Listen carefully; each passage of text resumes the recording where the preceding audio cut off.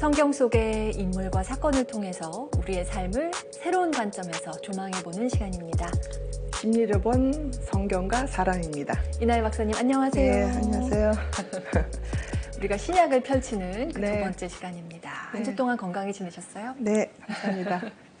조금 몸도 나아지셨어요? 네, 조금씩 좋아지는 것 같아요. 네. 좋습니다. 네.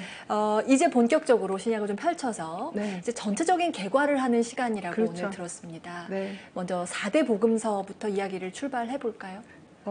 전체적으로 신약이 쓰여진 시기, 시기. 또 저자, 네. 뭐 맥락, 사회적인 어떤 의미 이런 거를 조금 크게 보려고 합니다. 실은 이제 성경 무오류성을 네. 해서 성경 구절 중에 하나도 틀린 게 없다. 왜냐하면 하느님이 말씀하신 거기 때문에 라고 얘기하는 게 대부분이었고요. 네. 또 거의 중세에서 근대 초기까지는 일반 사람들이 성경을 읽으면 안 됐던 시기가 있어요. 그러니까 오로지 신부님들만, 그것도 선택된 신부님들만 라틴어로 성경을 읽는 것이 허락돼 있고, 그러니까 그냥 보통 사람들은 잘못 읽으면 제멋대로 해석하니까 더 해로워.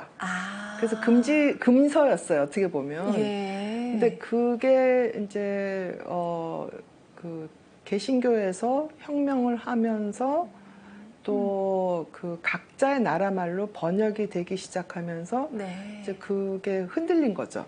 예. 번역 과정 예. 뭐 이런 걸 통해서 실은 원래 가지고 있던 성경의 뜻이 많이 왜곡이 되고 제멋대로 해석이 되고 하는 부분이 있습니다. 네. 그러니까 뭐 예컨대 우리한테는 지금 옳지 않은 단어들이죠. 뭐 병신이라든지 뭐 이런 말이 옛날 성경에 나와요.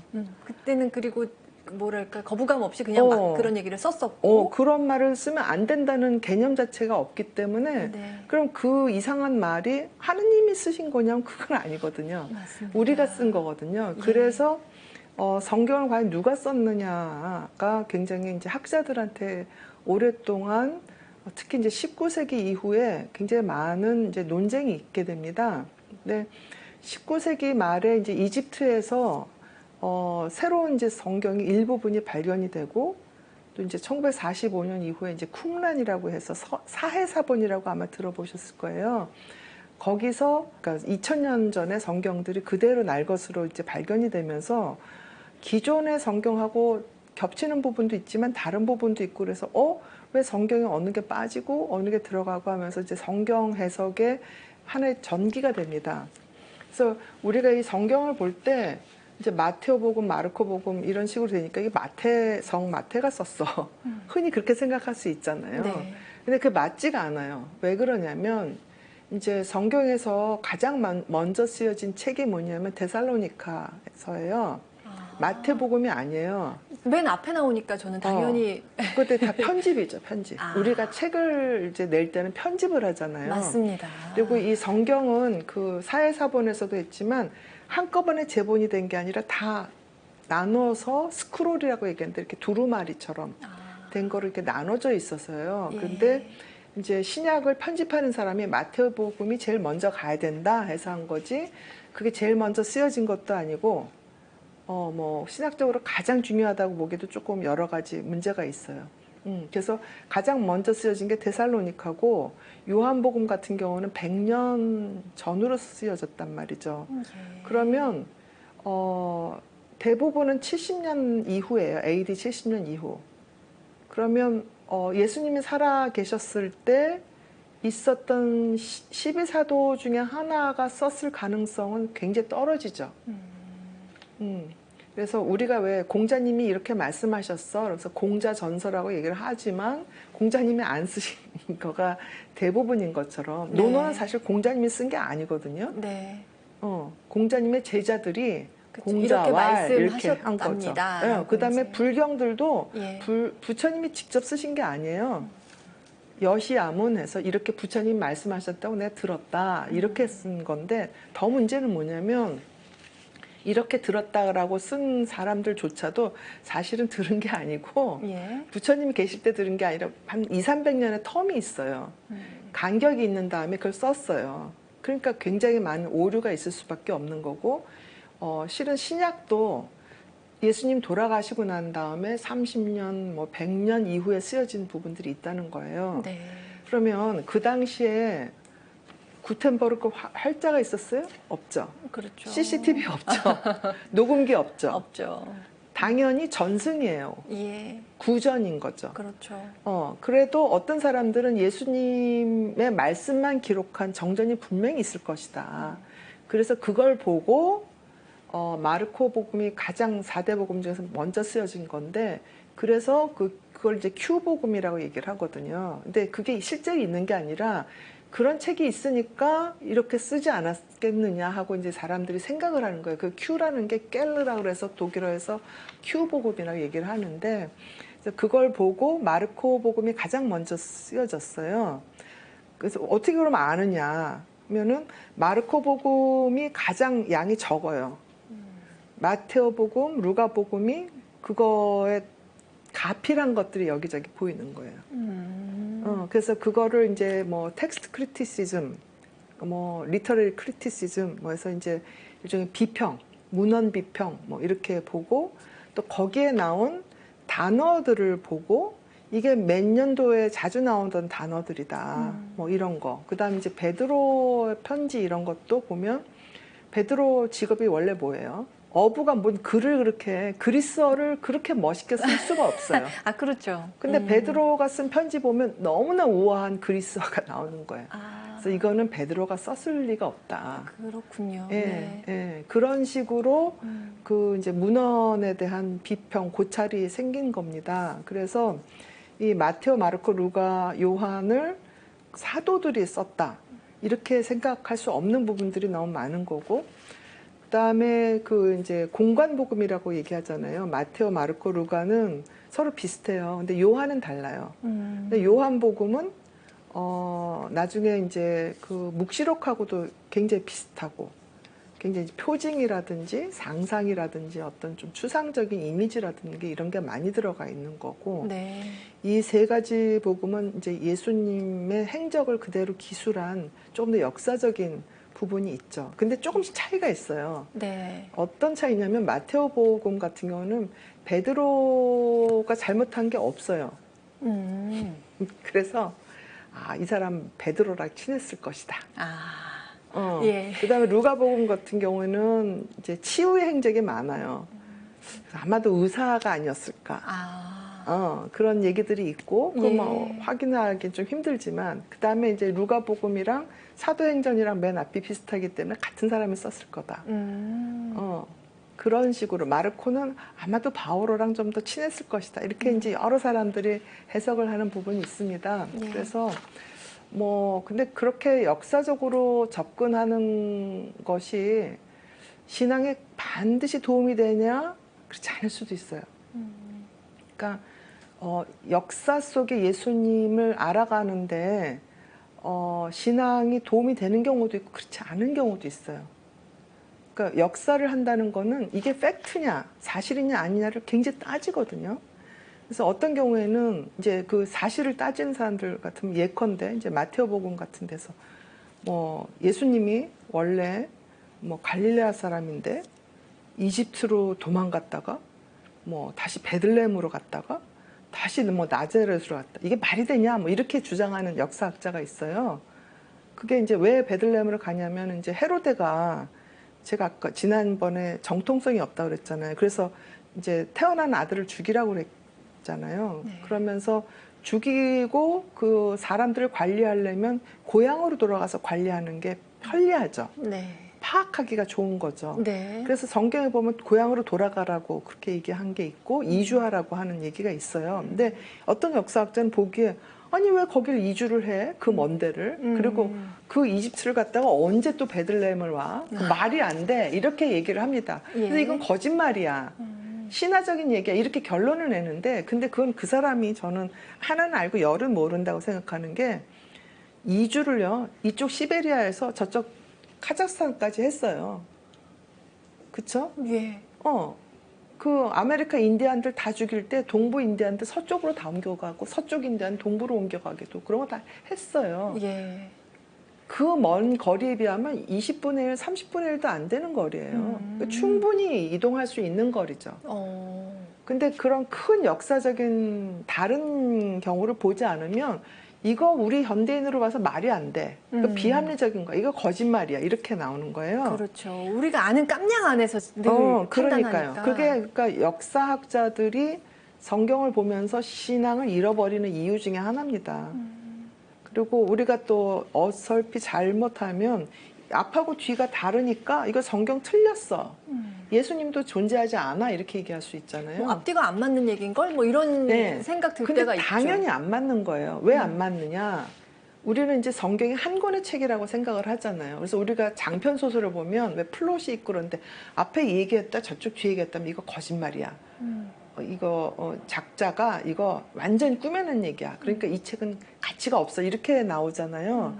성경은 장편 소설이 아니에요. 성경은 비블리아라는 게 뭐냐면 책들이라는 뜻이에요. 각자 저자가 다른 책들이에요. 예. 그러니까 마태복음은 마태라고 주장하는 사람이 쓴 거고 요한복음은 요한이라고 주장하는 사람이 쓴 거예요. 예. 제가 지난 시간에도 얘기했지만 코끼리를 볼 때 다르게 보듯이 예. 마태가 본 예수님과 요한이 본 예수님이 다를 수밖에 없어요. 그렇죠. 근데 그 다른 걸 보고 하느님이 틀렸어 이렇게 얘기하면 안 되는 거죠. 그리고 제가 지난 시간에도 살짝 요세푸스 얘기를 했지만 그 당시에 요세푸스뿐만 아니라 타키투스라는 또 역사학자가 있어요. 그 이후에 타키투스 같은 로마의 역사학자들이 예수를 기술을 했어요. 그건 뭐냐면 그 사람들이 이유 없이 하찮은 식민지의 한 인물에 대해서 자세히 기록할 이유는 없어요. 그것도 만들어가지고. 그렇죠. 그런데 굉장히 자세하게 기록을 했단 말이죠. 그거는 예수님이라는 존재가 확실한 역사적인 존재라고 생각을 하는 거고, 이제 저는 의사잖아요. 과학자하고. 그래서 이제 많은 의사나 과학자들이 아예 부활 그건 엉터리야. 그 미신이야 이렇게 얘기를 하는데 저는 개인적으로 이게 틀린 생각일 수도 있지만 지금 현대에서도 죽었다 살아난 사람들 많아요. 임사 체험하는 사람들 많고 예, 그런 이야기. 호흡이 끊겼다가 다시 되살아나고 관에 들어갔다가 다시 되살아난 사람들이 한둘이 아니에요. 근데 예수님이 이제 십자가에 매달려서 이 사람이 죽었다 그러고 이제 로마 병사가 했을 때 이렇게 툭 했더니 물이 나오고 이런 장면이 나옵니다. 근데 이제 십자가에 매달렸을 때 죽는 게 뭐 피를 많이 흘려서 죽는 게 아니라 사실 이렇게 하면서 목이 이렇게 돼서 골절이 돼서 죽어요. 목뼈가 부러지면서. 그런데 못을 박았잖아요. 그렇죠. 못을 박으면 힘이 받쳐서 골절이 안 될 가능성이 있어요. 그 다음에 예수님이 30살 예. 강건한 신체를 무리를 걷던 분이십니다. 그분이 힘이 없지 않았을 수도, 그러니까 힘이 과연 그렇게 없어서 목이 골절되게 이렇게 됐을까? 아닐 가능성도 있어요. 다만 이제 너무 오래 서 있으면 기립성 저혈압 때문에 혈압이 이제 떨어지면서 잠깐 의식이 소실이 될 수도 있어요. 그러니까 정말 그 문자 그대로 부활이 됐을 수도 있지만 그거를 못 믿는다 그러면 사실 과학적으로도 충분히 가능한 상황이에요. 그렇게 해서 뭐 이 무덤에 묻혔다가 그 요셉 아리마테아가 이제 3배 이렇게 해서 곱게 모셨으면 충분히 다시 살아날 수도 있어요. 그러니까 문자 그대로 신체가 부활했다는 걸 못 믿으시더라도 과학적으로 만약에 그런 상황이라면 저는 그건 기적이라고 생각을 하거든요. 네. 그거 기적이 아니라고 뭐 생각하면 그건 그 사람의 자유지만 이제 저의 주관적인 생각은 예수님 살아나신 그 기적을 믿는 거예요.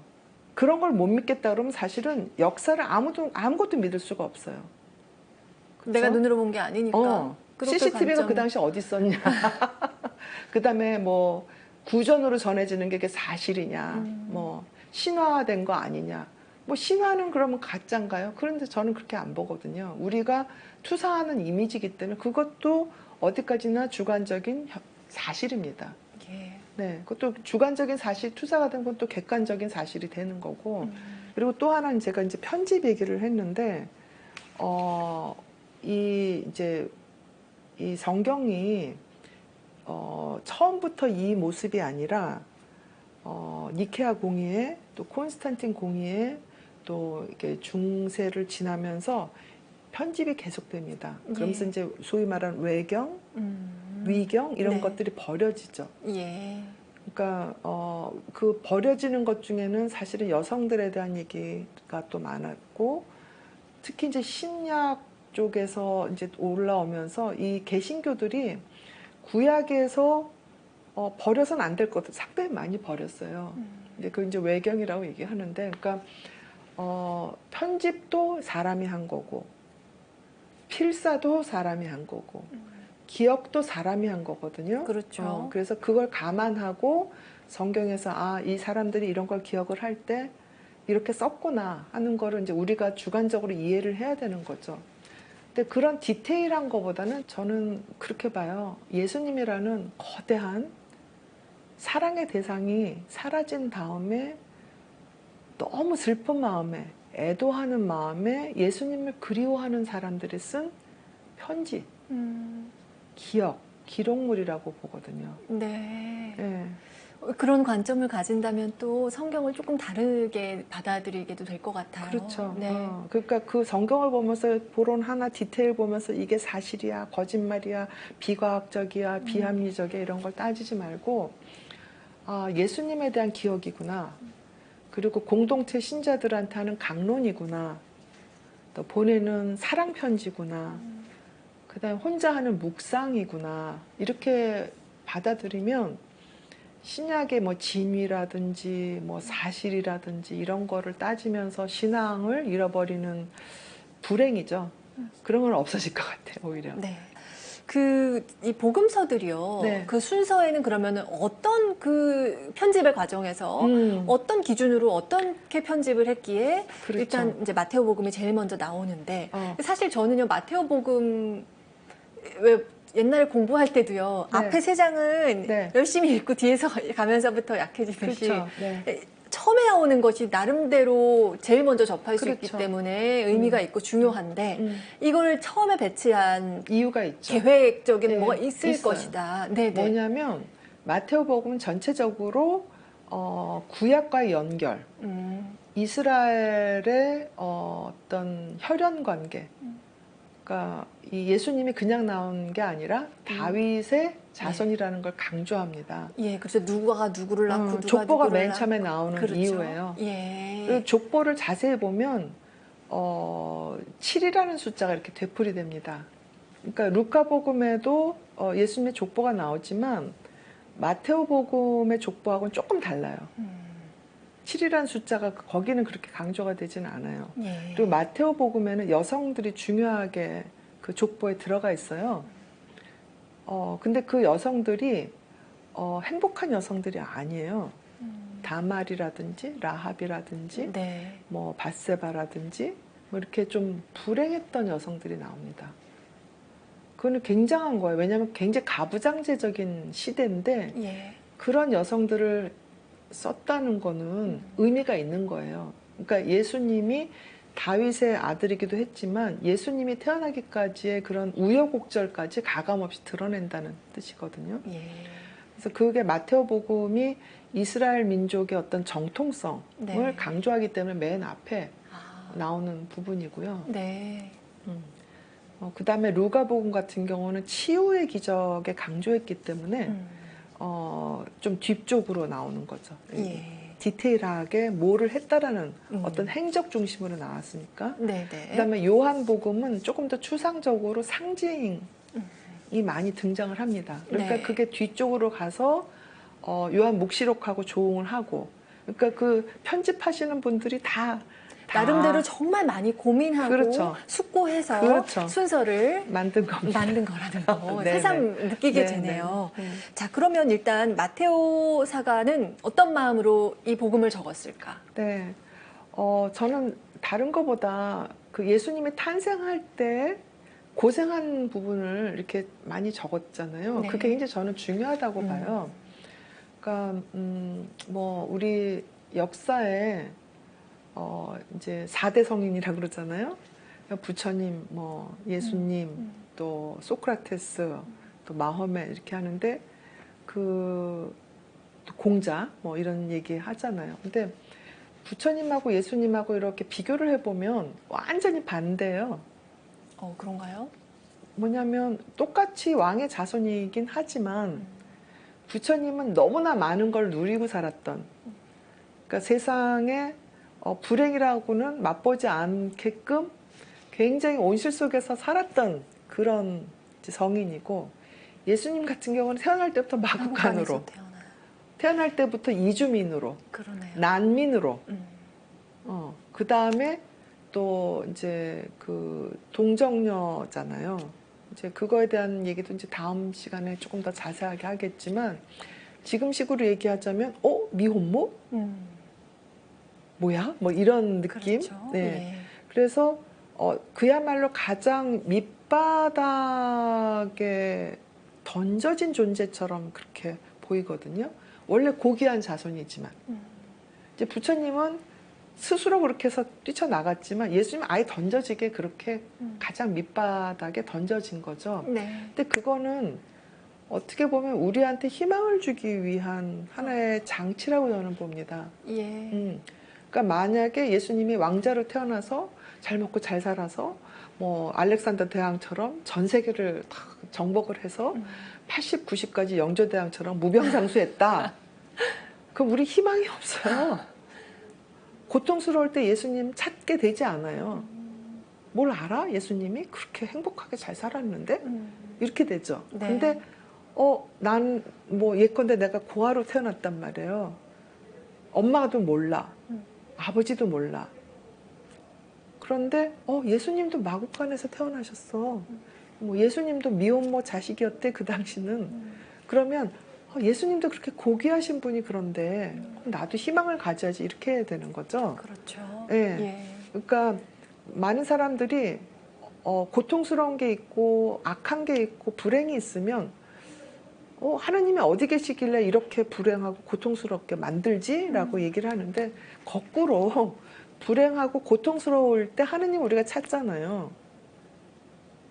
고독하고 버려졌을 때. 맞죠. 예. 예. 그 예수님은 시작부터 고향에서 쫓겨난 난민의 아이예요. 우리나라에 지금 난민의 아이들이 또 이주민의 아이들이 학교도 못 가고 버려진 아이들이 한두 명이 아니에요. 예수님만 마음이 아파할 게 아니에요. 걔네들은 이게 안 되니까, 그 기록이 안 되니까 학교도 못 가고. 다닐 수 없는 상황이고. 네. 그러니까 그럴 때 우리가 예수님을 찾게 되는 거죠. 고통스러울 때. 그래서 가장 밑바닥으로 오신 부분이죠. 그러니까 그게 마테오복음의 가장 큰 저는 힘이라고 봅니다. 네. 그래서 제일 먼저 수록이 네. 되어 있습니다. 그럼 이제 마르코 복음은 어떤가요? 네. 마르코 복음은 이스라엘이 아닌 다른 곳에서 집필됐다. 네네네. 예, 그 얘기도 해주세요. 네. 그러니까 이 시대에 이게 쓰여진 시기가 언제냐면 망한 시기예요. 나라가 산산이 흩어진 시기예요. 그러니까 우리식으로 얘기하자면 만주로 가고 일본으로 가고 다 흩어질 수밖에 네, 없는 상황. 뭐 미국으로 가고 중국으로 가고 하면서 나라 잃은 사람은 비자도 없고 여권도 없고 돈도 없고 노예 생활을 할 수밖에 없는 거예요. 거기 가서. 그러면 그 사람들한테 뭐가 희망일까요? 예수님에 대한 기억, 예수님 한 약속, 네. 그런 게 기억이자 희망이자 위로인 거거든요. 예. 그러니까 마르코 복음 쓴 분도 이렇게 그 마르코 복음을 보면 굉장히 절제돼 있다는 거를 느껴요. 쓸데없는 거를 거의 쓰지를 않고 그냥 요즘식으로 말하면 사건 위주로 이렇게 썼습니다. 사실 할 얘기가 너무 많았을 거예요. 그런데 말하자면 검열이 있는 거죠. 외국에서 쓴 거잖아요. 네. 나쁜 걸 그렇게 쓸 수가 없어요. 언제 들킬지 몰라요. 그 목숨이 경각에 달린 이주민들, 난민들입니다. 피난민들입니다. 그래서 그 고통을 삭히면서 그래도 이 기억은 당신들이 잊으면 안 된다 하면서 쓴 복음입니다. 그게. 네. 그래서 지금 우리가 이주민, 난민 하면 남의 일 같고, 그렇지만 70년 전, 뭐 60년 전 우리가 난민이었고 우리가 이주민이었거든요. 그렇죠? 근데 우리가 그 시절을 다 잊어버리고 지금 뭐 외국에서 들어오면 뭐 외노자 뭐 이러면서 무시하고 그러는데 마테오, 마르코, 루가, 요한 전부 다 그 나라 없는 서름으로 유랑하던 사람들입니다. 사실 정말 절절하게 네, 담긴 네. 한자 한자를 정말 네. 숙고하면서 담아낸 네. 그런 복음서들이라는 거 새삼 확인하게 그러니까요. 되죠. 그래서 예. 복음이란 게 뭐예요? 행복한 소리라는 뜻이거든요.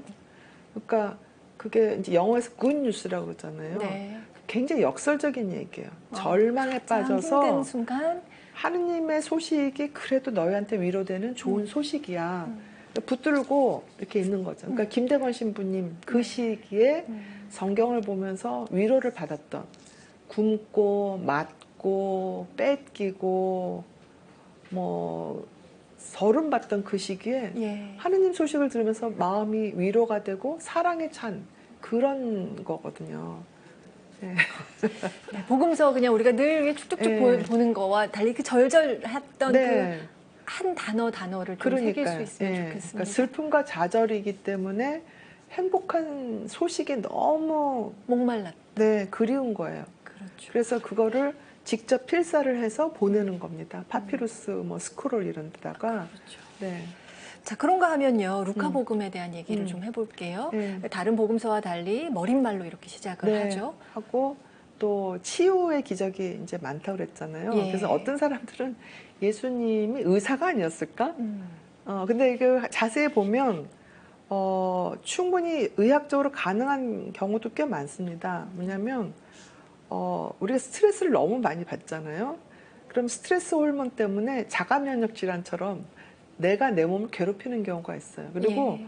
우리가 우울하거나 너무 좌절하거나 너무 영양실조에 빠지거나 이러면 신경세포나 뼈가 이상이 없어도 못 일어납니다. 그냥 어떻게 보면 그냥 놔버린 거죠. 생명의 끈을 놔버렸어요. 살 의미도 없고 의지도 없단 말이죠. 이런 세상에 살아서 뭐 하나 그러면 몸에 병이 없어도 못 일어나요. 근데 예수님께서 오셔가지고 사랑을 나눠주는 거죠. 희망을 주고 그러면 일어나요. 일어날 수 있어요. 그러니까 저 같은 정신과 의사도 저하고 이제 상담을 하면서 처음에 휠체어 타고 오시다가 걸어서 다니시는 분들 꽤 있어요. 그러니까요. 정말 몸과 마음은 연결되어 그렇죠. 있다는 걸 우리가 사실 자주 목격하잖아요. 예, 예. 근데 그런 의미에서 예. 예수님이 손잡아 주신 것만으로 그렇죠. 일어날 힘을 얻기도 하고요. 예, 그러니까 네. 통증 약 같은 거, 마약 같은 거 이런 거를 네. 이제 말기 암 환자한테 쓰잖아요. 그런데 배우자가 와서 손잡아주는 사람은 통증 약을 덜 씁니다. 덜 아파요, 실제로. 근데 아무도 손잡아주는 사람이 없으면 통증 약을 아무리 써도 계속 아파요. 그게 우리 마음이에요. 그러니까 예수님이 잡아주실 때 그 사랑이 막 얼마나 느껴졌으면 병이 낫겠어요. 그렇죠? 그런 기록이니까 어마어마한 사랑의 기록이죠. 네.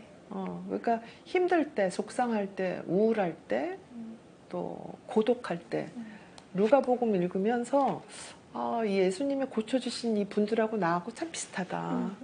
그런 거 생각하면서 읽으면 2000년 전이라도 힘들 때 누가 손 잡아주는 게 힘들 수도 있거든요. 그럴 때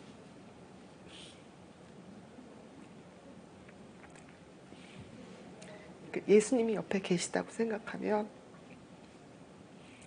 이겨나갈 수가 있는 거죠. 이제 말씀하시면서 그 부분이 이렇게 울컥하게 하는 것 같아요. 이 복음서가 예수님의 사랑에 응축된. 네. 예, 근데 우리가 사실은 언제든지 예수님의 사랑에 응축된 이거를 물성 있는 존재를 우리가 잡을 수 있는데 우리가 그걸 놓고 살기 때문에 그 존재를 망각하기도 한다는 생각을 또 새삼 하게 됩니다. 그런 의미에서 우리가 신약을 함께 살펴보면서 다시금 새길 수 있다는 점에서 우리가 더 신약 안에서 지혜를 찾을 수 있다고 생각이 들고요. 교수님은 어떤 마음이 지금 많이 울컥하게 하는 것 같으세요? 모르겠어요. 그러니까 저는 어렸을 때부터 이제 외할머니가 기도하는 모습 어렸을 때부터 보고 그랬지만 이제 저희 그 친정은 제가 12살, 13살 때까지는 집안에서 이제 그 교회 얘기를 못 했어요. 아버님이 무신론 뭐 이렇게 되니까. 근데 12살 때 이제 제가 그 개성여중을 들어가면서 식구들이 다 영세를 했어요. 사춘기 때 이럴 때는 왜 그런지 모르는데 이제 힘들고 뭐 좀 뭐 어려운 일이 있을 때면 그냥 예수님 옆에 계시다라는 생각을 하면서 제가 이렇게 별로 사교적인 사람도 아니고 친구가 많지도 않고 뭐 요즘식으로 말하면 어떻게 보면 스스로다 그런 것도 집안도 또 복잡하고 뭐 이러니까 이제 저희 어머님한테도 뭐 힘들면 얘기하고 이런 스타일이 아닌데 예수님이 옆에 계시다면서 이제 혼자 어린 마음에 그런 얘기를 좀 하고 그러면서 좀 힘든 고비를 넘기고 또 요새 이제 좀 아프고 이럴 때 그럴 때는 이제 성경밖에 못 봐요. 다른 책이 안 들어오죠.